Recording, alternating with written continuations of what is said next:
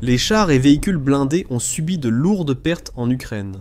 Grâce aux attaques de drones first-person view venant des deux camps, la Russie et l'Ukraine ont diminué l'emploi de chars et véhicules blindés sur le front, et de l'Ukraine à l'été 2025. La Russie, en particulier, a rapidement retiré ses blindés coûteux et rapidement épuisé des lignes de front, optant plutôt pour des tactiques offensives utilisant de petits groupes d'infanterie plutôt que des colonnes de blindés. Mais avec l'arrivée de la saison froide et pluvieuse, ou la soi-disant Rasputitsa, l'utilisation de blindages protecteurs redevient nécessaire. Et étant donné la dernière vidéo provenant du front, la protection contre les éléments est le moindre des soucis.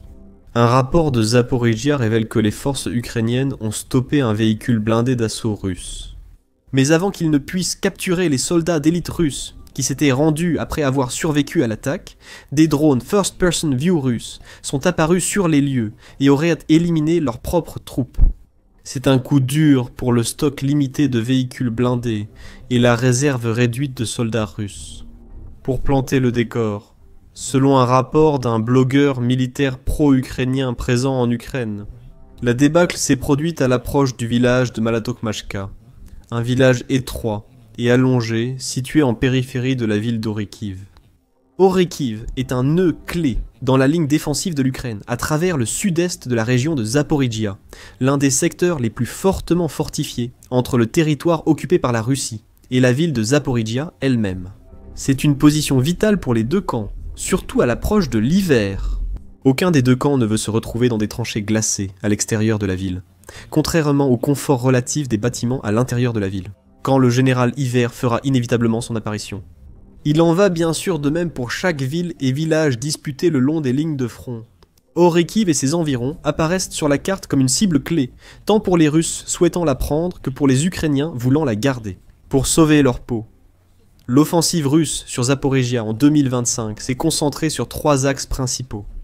D'abord, ils ont tenté d'avancer vers le nord, vers Zaporizhia, depuis les environs de Kaminsky, dans la partie de l'oblast occupée par les Russes. Mais après quelques succès initiaux, dont la prise de la localité de Plavny, ils se sont retrouvés plus ou moins enlisés à la périphérie de Stepnoïrsk pendant des mois. La deuxième grande offensive russe a visé l'autre bastion ukrainien de l'est de Zaporizhia, la ville de Ouliaïpol. Ici, ils ont percé les fortifications ukrainiennes à l'est de Ouliaïpol, prenant une partie ou la totalité de Pol, d'Avka et Malinivka lors de violents combats. Mais ils sont encore loin de leur objectif principal. La troisième direction principale est Orokiv. Le problème pour les Russes est que, à l'est comme à l'ouest d'Orokiv, se trouve parmi les lignes défensives ukrainiennes les plus denses. En dehors de Donetsk, il n'y a aucune option à faible risque pour l'approcher. C'est pourquoi la Russie semble avoir décidé que la voie directe à travers la très fortifiée Malatokmachka est probablement la meilleure carte dans une main perdante. Cependant, l'Ukraine a réussi, et avec une relative aisance, à contenir les avancées russes dans cette direction cruciale tout au long de l'été. Le mieux que les Russes aient pu faire a été de prendre Novopokrovka et d'atteindre une distance rapprochée de Malatokmachka plus tôt en octobre. Désormais, les défenses ici sont pratiquement impénétrables, sans l'utilisation de véhicules blindés pour amener l'infanterie suffisamment près des positions ukrainiennes afin d'essayer de les déloger. Les Russes ont lancé une attaque traditionnelle avec des vagues de blindés. Selon les rapports, des unités d'élite russes de la force aéroportée russe, les forces aéroportées, étaient à l'intérieur des véhicules. Du point de vue russe, qualifier ce qui s'est passé ensuite de désastre serait un euphémisme. Sur les 26 véhicules blindés et chars qui ont attaqué, 22 ont été détruits par l'Ukraine au cours de la journée. L'attaque semble avoir eu lieu par vagues, plutôt que d'un seul coup. Les images géolocalisées du rapport sont de mauvaise qualité, rendant difficile la compréhension de la situation. Dans les extraits, on voit clairement plusieurs blindés russes en feu et détruits. Au moins 2 soldats russes se rendent aussi aux forces ukrainiennes. C'est là que l'histoire vire au sordide. Selon le rapport, les troupes russes ayant survécu à la destruction des véhicules blindés et des chars se déplaçaient en petits groupes dispersés dans les champs. Certains semblent avoir adopté des positions défensives basiques, avec peu d'abri et aucun soutien. La plupart ont simplement été éliminés par les drones kamikazes first-person view ukrainiens, tandis que quelques-uns, restés sur place, ont préféré faire preuve de discrétion plutôt que de bravoure, et se sont rendus tant qu'ils en avaient encore la possibilité. Mais selon le rapport, avant qu'ils ne puissent être capturés, des drones kamikazes russes sont arrivés sur les lieux et ont achevé leurs propres troupes. Des images très floues semblent nous montrer un de ces soldats sortant de sa position les mains en l'air. Il est guidé vers l'arrière des lignes ukrainiennes par 2 soldats ukrainiens, qui ont accepté sa reddition et l'ont fait prisonnier de guerre. Ensuite, une image fixe tout aussi floue prétend montrer le drone attaquant non pas les soldats ukrainiens, mais les Russes. Il n'est pas clair sur l'image si le drone a largué un explosif sur lui ou s'il a foncé sur lui, les deux étant bien sûr des méthodes typiques par lesquelles les drones first person view tuent des gens. Malheureusement, l'image est tout simplement trop floue pour le déterminer. Cependant, c'est le 2e rapport, cette semaine, faisant état d'un drone russe, tuant l'un des leurs qui tentait de se rendre dans la direction de Zaporizhia. Le 22 octobre, les forces de défense du sud de l'Ukraine ont partagé une vidéo sur Telegram, qui selon elles, montre la même situation se produire, cette fois à Stepnoyrsk. La vidéo est bien plus claire que celle de Malad Tokmachka. On voit un soldat russe, qui semble certainement se rendre, mais qui est clairement inquiet, à cause d'un drone au-dessus de lui. Le drone lâche alors un explosif sur lui. La source ukrainienne a déclaré que le soldat avait compris qu'il était inutile de continuer à se battre, et qu'il était en train de déposer son arme. Un drone russe a largué des explosifs sur lui, le tuant immédiatement. Le commandement ukrainien a déclaré qu'au lieu de permettre à ses soldats de survivre, l'opérateur du drone ennemi avait largué un engin explosif sur lui. Tuer immédiatement le soldat qui voulait se rendre. Le poste a ajouté que cet incident constitue une preuve supplémentaire que l'ennemi ne valorise même pas la vie de ses propres soldats. Et il est prêt à commettre des actes cruels pour masquer toute réticence à combattre de son personnel. Avec seulement les images, les sceptiques pourraient se demander comment on sait que c'était un drone russe, et non ukrainien, qui a tué le soldat russe. Il est impossible de le déterminer uniquement à partir des images partagées. Même chose pour la vidéo et les photos de l'assaut russe raté sur Malad Tokmachka. Le rapport souligne néanmoins ce point. L'incident montre combien le commandement ennemi néglige la vie de ses troupes. Et dans ce cas, il ne s'agit pas de simples troupes jetables délibérément éliminées par des tirs amis, mais soi-disant de certaines des forces de combat les plus élites de la Russie. Les forces aéroportées russes, créées en 1992 après la chute de l'Union des républiques socialistes soviétiques, sont une force de réaction rapide et réserve stratégique des forces armées russes. Ils forment une branche de combat indépendante sous l'autorité directe du chef d'état-major général, Valery Gerasimov, et du président Vladimir Poutine. Les forces aéroportées russes sont connues sous plusieurs surnoms, notamment les bérets bleus, l'infanterie ailée, les troupes de l'oncle Vassia et les anges de la mort. Leur devise est « Personne d'autre que nous ». Le surnom béret bleu vient de leur célèbre béret bleu marine. On les compare parfois aux Marines américains, pour leur statut d'élite et leur influence politique. Cependant, sur le plan doctrinal et structurel, ils ressemblent davantage aux forces aéroportées de l'OTAN, telles que la 82e division aéroportée américaine, la 11e brigade parachutiste française, ou les Fallschirmjäger allemands. Comme l'OTAN, les forces aéroportées russes sont structurées en unités aéroportées et d'assaut aérien, organisées en divisions, brigades et régiments selon les niveaux opérationnels. En 2024, la force comptait environ 60 000 membres après l'opération militaire spéciale de la Russie en Ukraine. Entièrement mécanisée, elle utilise des véhicules aéroportés spécialisés, comme la série BMD, offrant une puissance de feu supérieure à celle de nombreuses forces similaires. La force comprend des unités d'élite, telles que la 45e brigade Spetsnaz de la Garde et la 11e brigade aéroportée de la Garde. Elle gère des institutions comme l'école supérieure de commandement aéroporté de Ryazan, l'académie principale des officiers des forces aéroportées russes, et l'école militaire Souvorov d'Ulyanovsk pour former les cadets. Leur mission comprend la conduite d'opérations indépendantes, ou le soutien de groupes d'armées plus importants, ainsi que le rôle de force à haute réactivité pour la réponse aux crises ou les frappes stratégiques. Pendant la guerre, comme tant d'autres choses des deux côtés, leur rôle a évolué. Ils sont passés des assauts aéroportés classiques à l'infanterie aéroportée, mobile, mécanisée et à l'intégration d'unités de drones, désormais essentielles sur le champ de bataille en Ukraine. Ainsi, ils sont vus comme un outil stratégique essentiel par l'état-major général russe. Ils sont appréciés pour leur préparation, mobilité et entraînement d'élite, leur permettant de réagir vite aux crises régionales ou d'opérer derrière les lignes ennemies. Eh bien du moins, c'est la théorie. En pratique, les besoins évoluent, et la Russie a dû les utiliser dans des rôles loin d'être idéaux.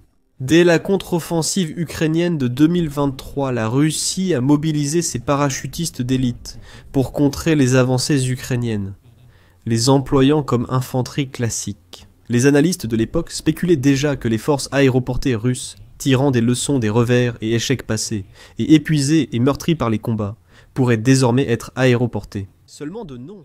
À l'époque, le ministre russe de la Défense, Sergueï Shoïgu, affirmait que plusieurs mesures étaient entreprises pour accroître le potentiel de combat des forces aéroportées russes, comme la création de nouvelles unités d'assaut aéroportées. De plus, il a déclaré que Moscou ajouterait des capacités de soutien, de réparation, de récupération et d'artillerie à toutes les divisions des forces aéroportées russes, ainsi que de nouvelles armes et équipements. Selon l'Institut pour l'étude de la guerre, ces unités supplémentaires, si elles sont effectivement mises en place, permettront probablement à l'armée russe d'utiliser les divisions forces aéroportées russes presque de manière interchangeable avec les divisions de fusiliers motorisés à l'avenir. Et les éléments des forces aéroportées russes en Ukraine opèrent de plus en plus comme de l'infanterie de combat, à l'image des divisions de fusiliers motorisés. Mais 2 ans plus tard, dans les champs près d'Orokiv, cela paraît simplement ambitieux. Les forces aéroportées russes ont servi de chair à canon pour le broyeur de viande, et qu'ils sont des cibles légitimes pour les drones russes, s'ils osent se rendre. Alors, comment peut-on être certain que les images du reportage de l'Ukraine montrent de façon définitive que les forces aéroportées russes sont éliminées par des drones ukrainiens, ou russes dans les drones ukrainiens? Il est franchement impossible de le dire à partir des images fournies. Elles sont tout simplement trop floues. Mais il y a quelques indices. Premièrement, il se pourrait bien que ce soient les bérets bleu marine distinctifs sur leur tête. D'autres forces russes, engagées en Ukraine, arborent désormais une couleur semblable. L'infanterie navale, ou les marines, portent des bérets noirs, les troupes de l'intérieur portent des bérets bordeaux, et le service des frontières du service fédéral de sécurité porte des bérets verts. Deuxièmement, il est connu que les forces aéroportées russes opèrent dans la région.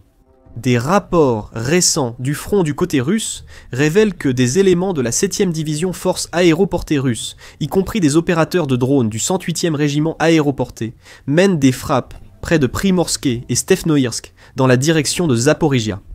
Des unités envoyées de Soumy à Pokrovsk en septembre ont peut-être aussi été redirigées vers Orokiv, à condition que certains soient encore en vie. Le commandement ukrainien affirme que 14 000 soldats russes ont été tués ou blessés dans la région de Pokrovsk depuis fin août. Affirmation non vérifiée indépendamment. Rassemblez toutes les preuves. Et il semble effectivement assez plausible que les images montrent bien des parachutistes d'élite des forces aéroportées russes envoyés dans la boucherie. Et si les affirmations selon lesquelles ils auraient été éliminés par leurs propres drones sont vraies, elles s'ajoutent aux preuves croissantes présentées par l'Ukraine, montrant que des mesures punitives ont été prises par des officiers russes pour éviter une capitulation massive. Selon le document, si le commandement russe accepte plus de soldats se rendant, la discipline se dégradera et la désertion, ainsi que le refus d'obéir augmenteront, provoquant des pertes humaines incontrôlées. Les officiers cherchent à restaurer la dissuasion par des punitions publiques et privées, mais cela a un coût élevé. Éliminer les soldats qui se rendent peut ralentir la propagation de la capitulation, mais cela montre aussi aux nouvelles recrues que les officiers se soucient peu de leur survie. Les volontaires ou recrues potentiels voyant ces évolutions seront moins enclins à s'engager, ce qui pose des problèmes de recrutement et de préparation à long terme. Une armée que l'Ukraine et les médias occidentaux affirment avoir été dévastée par d'énormes pertes. Apparemment, en plus de subir d'énormes pertes, le président ukrainien, Volodymyr Zelensky, a affirmé cette semaine que le nombre de pertes russes avait dépassé les 13 millions. Le nombre de désertions russes augmente également rapidement. Selon une capture d'écran d'une diapositive ayant fuité d'une présentation interne russe. L'analyste militaire ukrainien Front Intelligence a extrapolé en mars que le nombre total de cas documentés d'absence non autorisée chez les Russes avait atteint 50 554 depuis le début de l'invasion russe. Les registres des tribunaux russes confirment en partie ces chiffres, révélant que plus de 20 000 affaires pénales pour désertion, absence non autorisée et désobéissance ont été traitées entre fin 2023 et mai 2025. Les rapports indiquent une forte augmentation de ces cas, en 2024 et 2025 certaines estimations, prévoyant jusqu'à 70 000 désertions, rien qu'en 2025. Cela pourrait toucher 10% des forces russes en Ukraine. Le 17 septembre, Poutine a déclaré lors d'une réunion des factions parlementaires qu'environ 70 000 soldats russes étaient déployés en Ukraine. Alors, qu'est-ce qui explique le nombre croissant de désertions? La Russie impose de lourdes sanctions pour désertion, jusqu'à 15 ans de prison, ou parfois la mort par drone kamikaze. Les facteurs incluent de lourdes pertes, un mauvais commandement, des conditions difficiles dans les unités pénitentiaires, Stormzy et un désenchantement croissant. L'organisation de défense des droits de l'homme Get Lost aurait aidé entre 26 000 et 48 000 Russes à tenter d'éviter ou de fuir le service militaire. Cependant, bien que la situation semble grave pour la Russie, l'Ukraine doit gérer un problème bien plus sérieux, la désertion et l'abandon illégal de position. En réponse à une demande du portail d'information ukrainien Pravda ukrainienne, le bureau du procureur général d'Ukraine a indiqué récemment que les forces de l'ordre ont ouvert près de 290 000 dossiers pour abandon non autorisé d'une unité militaire et désertion. De janvier 2022 à septembre 2025, plus de 235 600 affaires concernaient l'absence non autorisée et 53 954 pour désertion. Le nombre d'affaires aurait également augmenté en 2025, des sources comme le journal allemand Berliner Zeitung l'indiquent. Au cours de l'année écoulée, 2 fois plus de soldats ont déserté que pendant les 25 premières années de la guerre. Environ 29 000 soldats sont retournés à leur poste après que le gouvernement ukrainien a mis en place une procédure simplifiée de retour sans poursuite judiciaire. Mais il semble qu'ils continuent de partir à un rythme bien plus élevé que celui auquel ils reviennent. Les raisons avancées pour ces chiffres massifs ressemblent à celles des taux élevés de désertion en Russie. Fatigue, formation limitée, conditions floues, frustration face aux pénuries, bas salaires, corruption, commandement faible ou méfiance envers des officiers causant souvent de lourdes pertes. Les difficultés de l'Ukraine à mobiliser assez de personnel pour défendre le front et repousser la Russie ont été largement médiatisées. Les désertions ne font qu'aggraver ces difficultés de mobilisation. En janvier, le Kyiv indépendant a indiqué qu'environ 6 millions d'hommes ukrainiens n'avaient pas actualisé leurs données auprès des centres de recrutement militaire. La plupart n'ont sans doute pas de raison valable pour reporter ou être exemptés. Cela suggère qu'un grand nombre d'entre eux évitent probablement tout contact avec les autorités pour échapper à la mobilisation. S'ajoute la résistance publique à la mobilisation et la réticence de l'Ukraine à enrôler les moins de 25 ans. Le problème de la désertion s'aggrave, surtout que les forces ukrainiennes sont déjà moins nombreuses. En septembre, Oleksandr Sersky, commandant en chef des forces armées ukrainiennes, a déclaré que la Russie surpassait les forces ukrainiennes en nombre dans un rapport de 3 pour un haut total, et de 4 à 6 fois sur les principaux fronts. Si la Russie a 70 000 soldats en première ligne, cela signifie que l'Ukraine engage environ 290 000 militaires dans les combats. Les deux camps soulignent les désertions adverses, révélant leur tactique et leur indifférence envers les soldats en première ligne. En fait, si l'on analyse les différents récits de ce qui se passe dans la guerre en général, on pourrait avoir l'impression d'observer 2 conflits totalement différents. Gerasimov a dit à Poutine le 26 octobre qu'environ 5000 soldats ukrainiens étaient encerclés près de Kupiansk et 5500 autour de Pokrovsk. Les cartographes alignés sur la Russie semblent au moins valider les revendications territoriales. Zelensky a qualifié ces affirmations de mensonges, soutenues par Deep State et l'Institut pour l'étude de la guerre. Il dresse un tableau très différent. C'est une situation semblable à Malatokmachka, où les Russes disent avoir créé un point d'appui permettant de lancer une tête de pont vers Orokiv. Si c'est vrai, c'est peut-être grâce aux 4 véhicules blindés épargnés par les forces ukrainiennes dans notre reportage principal. Ils ont peut-être débarqué des troupes forces aéroportées russes qui ont sécurisé des positions en ville. Mais l'Ukraine nie toute présence russe. Si Kiev a raison, cela souligne la faiblesse croissante de l'offensive russe à Zaporizhia. Les forces de Moscou ont engagé des parachutistes d'élite, des blindés et même leurs propres drones dans la bataille, pour finalement tout perdre dans les mêmes champs qu'ils espéraient à conquérir. Un autre signe que les forces d'élite russes sont progressivement usées par leur propre chaos. Découvrez maintenant comment les forces ukrainiennes renversent la situation à Donetsk, perçant les défenses russes et reprennent des villages clés dans cette vidéo. Abonnez-vous aussi à notre chaîne pour suivre en premier les actualités et grands développements de la guerre Russie-Ukraine.